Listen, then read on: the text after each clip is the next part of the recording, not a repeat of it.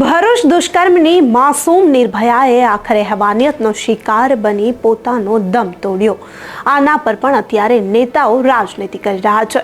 ચેતર વસાવાએ ગુજરાત સરકારને આડે હાથ લીધી। મુખ્યમંત્રી ભૂપેન્દ્ર પટેલ અને હર્ષ સંઘવીને પણ આડે હાથ લઈ તેમણે પ્રહારો કર્યા। તેમણે કહ્યું કે ગુજરાત સરકારનું મૌન આવા દુષ્કર્મીઓને છાવરી રહ્યું છે।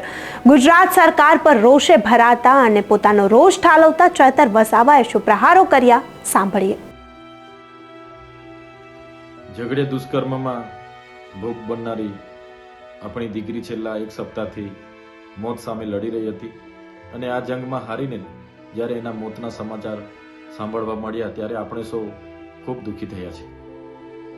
ત્યારે એમની માતા પિતા એમના પરિવાર પર શું ગુજરતી હશે એ સંવેદના સાથે આપણે સૌએ વિચારવું પડશે।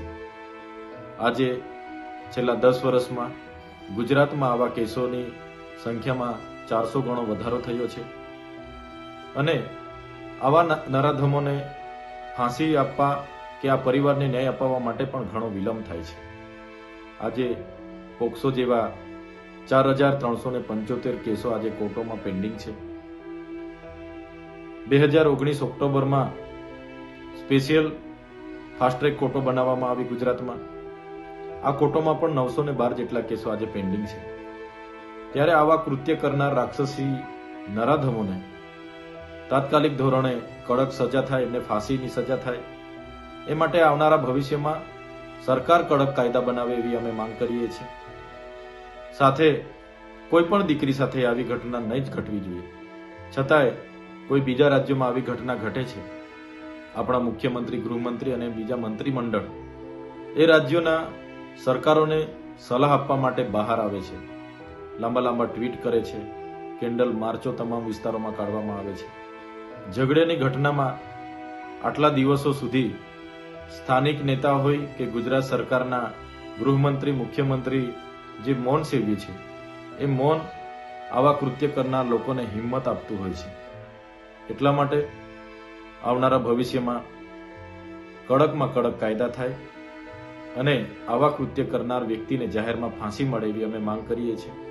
આપણે એક બાજુ મહિલા સુરક્ષાની વાત કરીએ છીએ, બેટી બચાવ બેટી પઢાઓની વાત કરીએ છીએ, પણ જે ગુજરાતમાં છેલ્લા 1 વર્ષમાં 648 જેવી આવી ઘટનાઓ ઘટી છે એ આપણી બરવી વાસ્તવિકતાઓ છે જે આપણે બધાએ સ્વીકારવાની છે અને આવનારા દિવસોમાં આવી ઘટનાઓ પર રોક કઈ રીતના લગાવાય એ બાબતે આપણે બધાએ ગંભીરતાથી વિચારવું પડશે અને એના પર નિયંત્રણ આવે એ પ્રકારની બધા જ લોકોએ આવનારા ભવિષ્યમાં પહેલ કરવી પડશે અને સરકાર આ બાબતે ગંભીરતાથી વિચારે એવી અમે માંગ કરીએ છીએ।